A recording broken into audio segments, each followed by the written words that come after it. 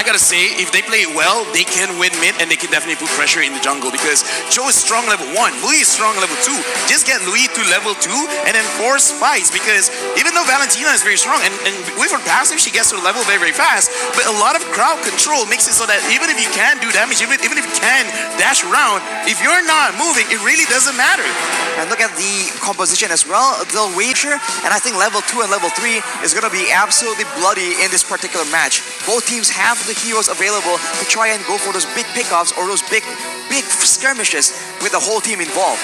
Let's see if that happens early on here in match number 1. As both ONIC Esports and Malvinas Gaming, they've drafted a very, very aggressive draft. Let's head on over to the Land of Dawn for match number 1.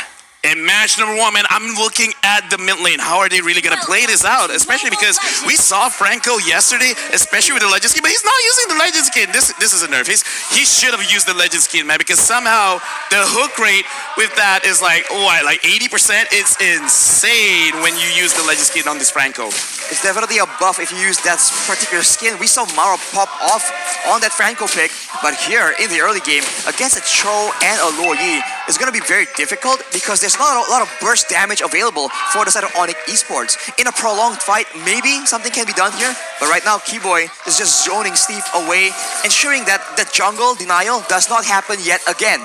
Yeah, jungle denial is very, very important, but right now, looking at MVG as well as ONIC, it's look like they're not really forcing anything just yet, so maybe because even they see this as a very, very high-risk kind of play, they're playing it a little bit slow, but again, I kind of want to see MVG really picking it up.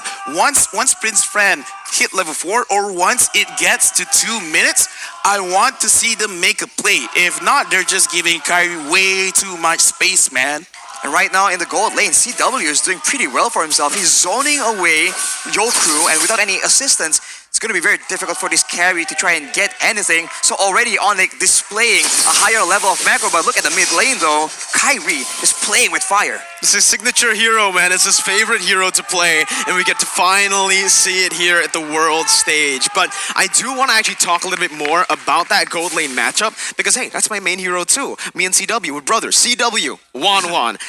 Up against the carry, you do have a winning lane. It comes down to a bit of a skill matchup, right? It's definitely advantageous for the 1-1, but as long as you dodge from the spinning light wheel from the carry, you're all good to go. You could just all in, and there's nothing Joe-Crew can really do if he's solo. And CW has actually manipulated the wave so well to get a level advantage here early on to put on even more pressure towards the gold lane while his team sets up for the turtle.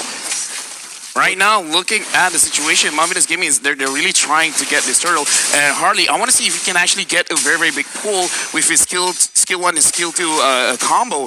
But looking at it, man, it looks like ONIC, they're actually splitting their own attention because at the bottom lane, Keyboy is waiting for carry to make a mistake. So it looks like ONIC, they're being slightly passive.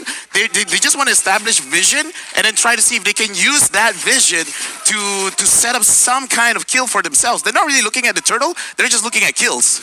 They seem to be trying to make sure that Joe-Crew needs to walk up and then want to engage on him using Keyboy on that Franco. But Joe-Crew has been very, very patient, just leaving farm out. And now Steve seems to be the main target for the side of ONIC.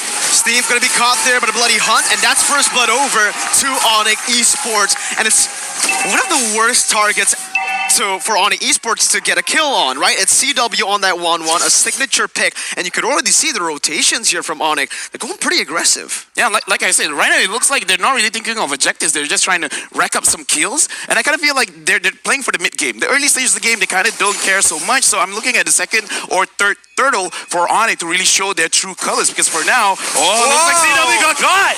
What a brilliant use of that ultimate from the Luo Yi, getting to the back, not giving vision at all, and Stiff is here over in the gold lane, using the way to Dragon to lock Keyboy up, and it's another kill over to Prince Fran. 2 kills on the board as Rian rotates back down to save his turret, but man, MVG, they're utilizing the Luo Yi so well. It's a clean performance. That is such a creative use. And on the other side, you even see Dragon rotate to the mid lane to ensure that the lanes are all still being controlled. So Malvinas showing a lot of macro gameplay here, matching ONIC in that department. That is definitely a very impressive feat.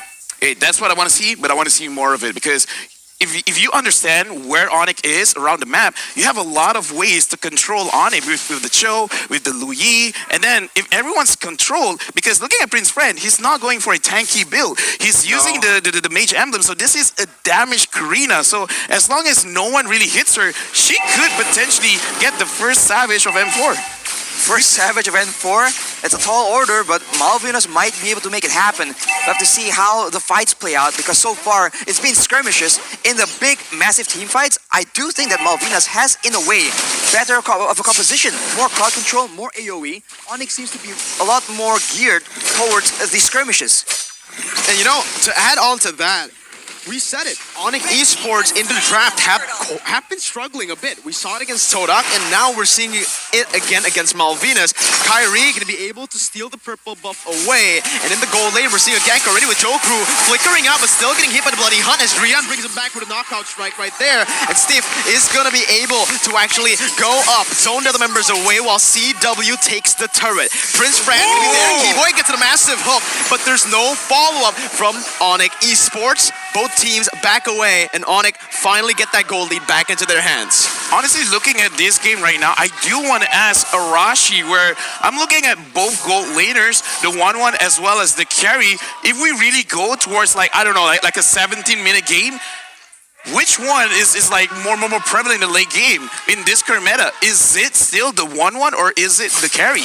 I think carry will be doing a lot more damage, considering that in team fights, the damage isn't really reliant on combos and on skills, right? As long as Joel Crew is auto-attacking, basic attacking again and again, that damage will eventually stack up. And in the late game with full items, that is a lot of damage for both any squishy member or the tanky member.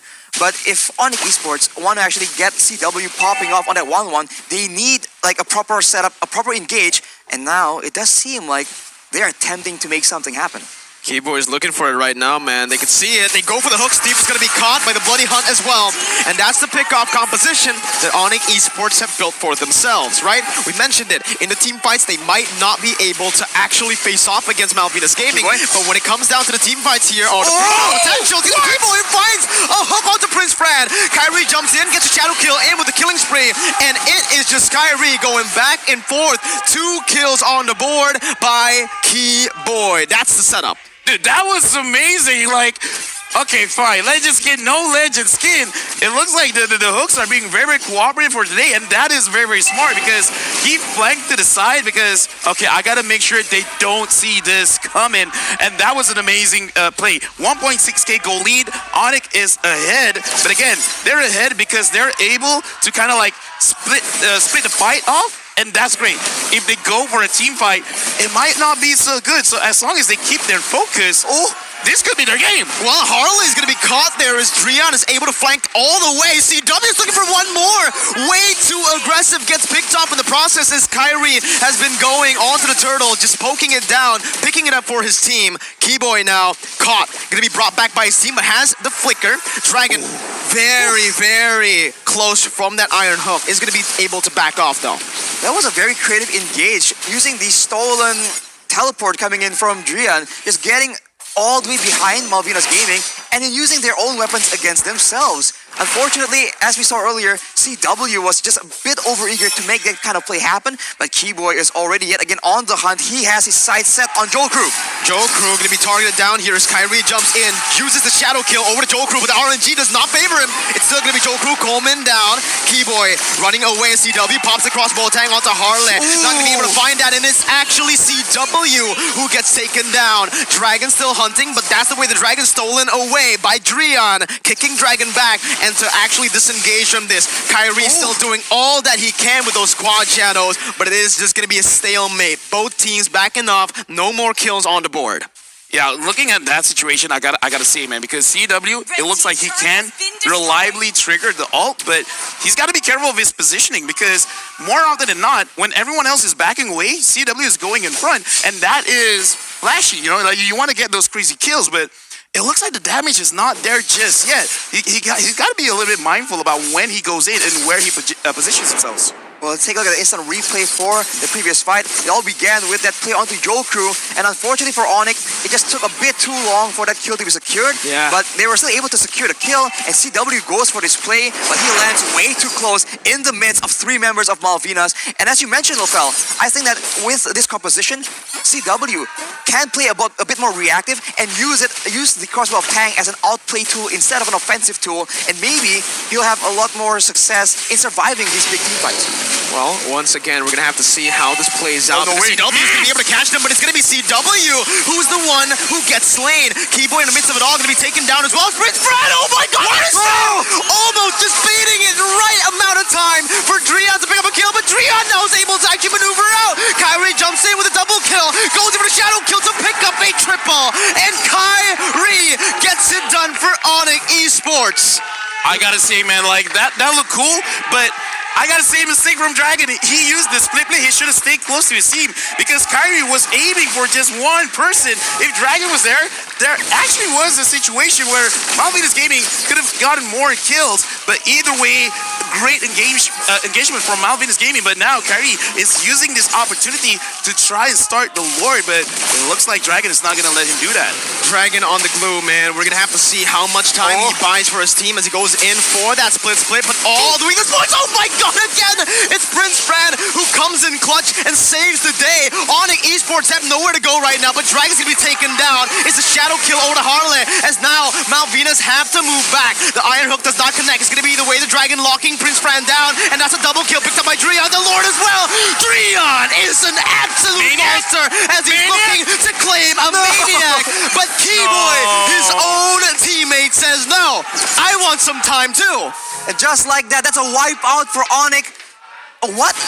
That was so insane, man. The Malvinas were able to actually get the initial advantage. CW was picked off, but it doesn't even matter. With all the resources already used in that team fight, ONIC were able to just end and just wipe the whole floor with Malvinas Gaming. Kyrie on cleanup duty has been so intelligent with when he goes into these fights. Yeah, this does show a little bit of experience because ONIC, the moment they saw the engagement coming in from Malvinas, they just backed off, and Malvinas kind of didn't get the message because their HP was below half, way below half, and they still tried to fight it out. And I kind of feel like that was the biggest mistake. Looking at the player head-to-head now, CW as well as Jokru, the average KDA for CW as well as gold per minute is looking much better, and the average damage per minute, even though he keeps getting ganked, he makes sure he deals the damage before he gets taken down. He's actually been kind of like that tank, right? He's the one baiting out all the resources, and Drian has been the carry with Kyrie. As now, they are going to make their way for themselves towards that mid lane with the Lord, who's trying his best to just delay that Lord push with that top lane being pushed in. Dragon still buying some time, jumps in with a split, but oh my god, it's Keyboy! My goodness gracious! With an Iron Hook out of nowhere onto Harley, as Kyrie jumps into the back line with a shadow kill, and that's gonna be stiff falling down as well. Prince Fran's gonna be taken down with a crossbow Tang, and it's translated over to Dragon. ONIC Esports with a 9.7k gold lead. They're gonna go for Dragon before they end the game. Now they're still going for it. The winner Truncheon was popped in, but it's a wipe out for ONIC Esports as they seal their first win at M4. Congratulations to ONIC Esports for winning the first match of the day. And looking at the game, like, this is the thing about Mobile Legends. It's not how you start, it's how you finish. And it looks like Malvinas Gaming, they kind of like let go of the gas a little bit too soon going up against ONIC. And I think in a way, right, in the mid game, it's almost like the opposite. We saw 2 fights of fell where they were so low, and yet they pursued, they thought they had ONIC on the run, but ONIC, they just know exactly what the situation was. They turned it back around. It happened one too many times, and in the